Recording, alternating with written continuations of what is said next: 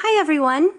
I received a lot of questions regarding my Project Life storage, and I've made posts before, but instead of typing out a long post, I thought that I'd actually talk a little bit about what's working for me right now and show you exactly how I have organized all my Project Life cards.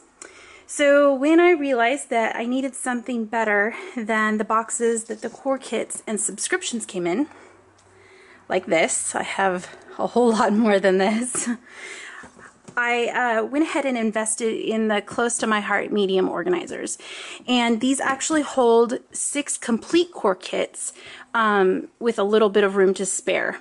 That being said, I decided to organize them at first by core kit, and I had dividers marking like honey and midnight and all of the different core kits that I had, plus little tabs for subscriptions like Studio, Calico, Gossamer Blue, and etc.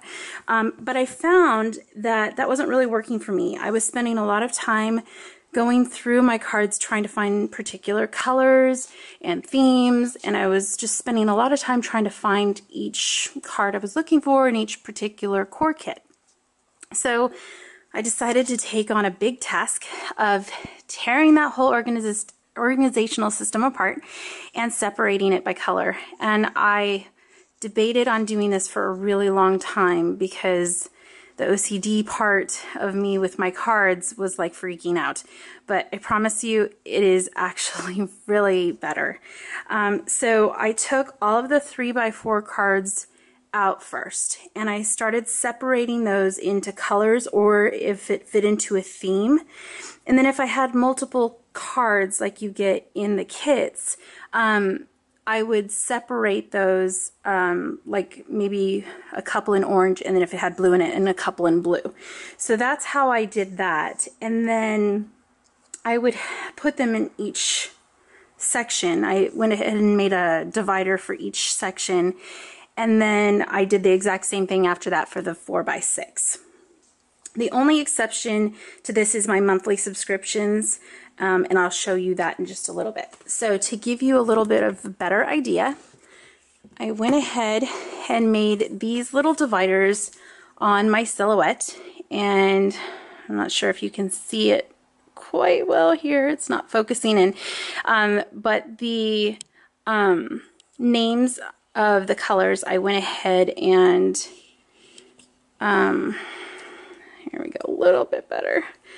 I went ahead and put the names with my labeler, and you can see that it's pretty easy to flip through all of the colors, and I kind of stayed generic to the color groupings. If it fit a theme, I put it in a theme section.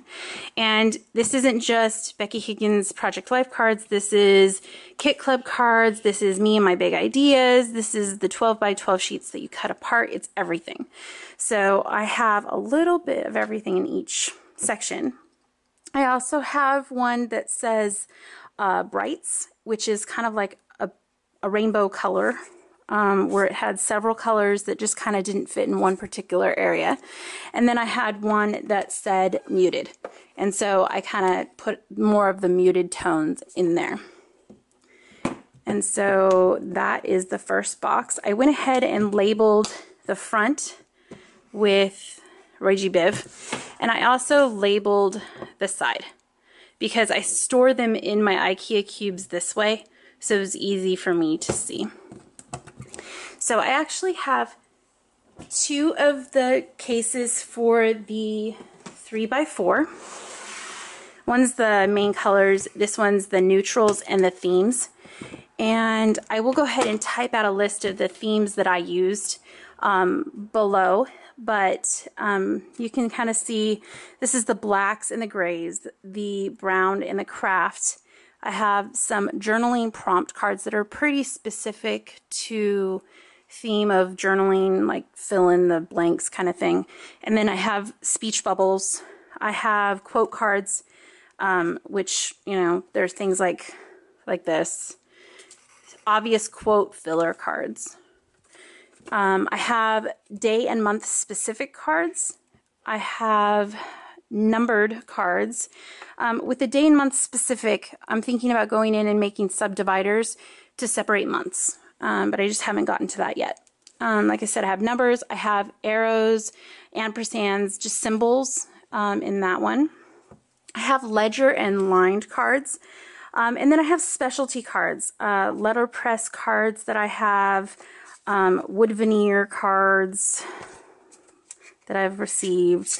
I have envelopes, you know, kind of the specialty ones that I've gotten into kits. I have a section for travel, a section for food, celebration, birthday, weather, florals, and that's kind of pretty much it. So I have all those separated. It really has saved a lot of time, and I probably am using more cards than I would have utilized if it was hidden away in particular kits. For the 4x6, I did the same thing. I took out the middle dividers so it would accommodate the 4x6, and I have all of that separated by color as well. And then you'll find the same thing, neutrals, arrows, symbols, the same kind of dividers that I had with the 4x6. These ones are all separated like day, month, winter, summer. I actually fit in, like in winter I put Christmas cards, in spring I put, you know, St. Patrick's Day, whatever holiday fit into that section, I went ahead and put in there. And I have two cases for the 4x6 as well. But the exception on this one that I wanted to show you is that I actually store, oh, this has a few more of the 3x4s. I actually store my kit subscriptions in here too. I only store the first two. So I have a section, like just for example, here's Studio Calico. So I have a section for current kit and last month's kit. And if I go past that, I will break up that kit to keep it on moving back. So I made little mini file folders on the silhouette, and it looks a little bit like this. So this is double scoop, and you'll see that it has the 3x4 and 4x6 in one. And then I also took a second folder and I put the embellishments in this inside so that I could keep it all together. The only exception is sometimes I've removed the stamp if I knew that I'm going to use it on a different project right away. Another helpful hint that I have with this is that you can actually use some washi tape like I did here in case you're worried about something falling out. So if you can see that. And then I also scored 2 lines in the folder so that it would actually lay flat and it would fit more instead of kind of bulging out. So that's what I did for the kits, and that's really working well for me. It keeps it all in one place and I don't have to go to multiple places and look for cards. And it keeps it dust free. So I know that there's a lot of people that like to have their Project Life organization like on their desktop, and that's great, but I live in an area right by fields and it gets really dusty, and I didn't want to have to dust my cards. There's enough to dust. So I did that, and I promised I would let you peek at what I'm doing with the other size organizers. So with the large organizer, I'm doing 2 separate things. These are all of my 6x6 paper pads, and I have 2 of these for pads, and this one's a little full, more than I'd like because I like to flip through them, but they're a little bit more packed here. I use the Close to My Heart plastic dividers, and I just take my labeler with the clear film and label what company it's from. I'm thinking about revising this a little bit because as much as it's great to organize by manufacturer, I don't scrapbook by manufacturer. I scrapbook by color. So I might keep it that way for like the newest releases, but after a while I might separate that into color. I haven't quite perfected what I'm going to do with this yet, but I really do like the plastic dividers. I had paper and it curled, and these hold up really well. I would recommend that you do not overstuff these because all that paper can be really heavy. Plus, you want room to flip through. So theoretically, you can probably fit close to 60 6x6 pads in here. I would recommend that you do like 45, no more than that, because you really want the room to flip through. The other thing that I'm doing with the large organizer, and I started with this one because my daughter sat on this one and cracked the corner. It's definitely not a chair. But I was looking for a way to organize my thickers, and I haven't sorted through and organized them by color, but I am going to do that, and I am going to use the plastic dividers that you just saw for the 6x6 pads. And it's really easy to flip through these, and they don't curl. What I was using before is these bins from Target. The Itso bins, and they fit really good in my IKEA storage, but I found that they kept sliding, and then if the package was opened, the letters kind of came apart, and it was just a little bit more difficult to manage. This is really contained, doesn't get dust, and it doesn't seem to flick off the letters if I happen to leave them out of the packaging. So that's just an idea.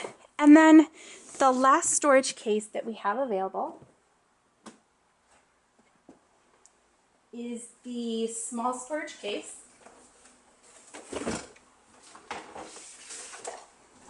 And I have 3 of these because I'm a washi addict. But this is how I'm storing my washi tape. And it fits it perfectly. Depending on the size of the washi tape, it can fit about 120 rolls.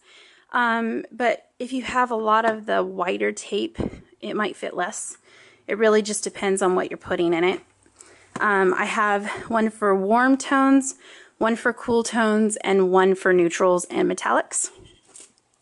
So this system is working pretty well for me. So that's about it. If you have any questions, then please leave me a comment. I'm happy to answer anything. I am a close to my heart consultant, and I'm happy to help you if you want to purchase any of these, but you can also look for a consultant in your area if you want to purchase locally. That's totally okay. And I'm still happy to answer any questions that you might have. Thanks so much for watching, and I hope that you're inspired to be organized. Thanks.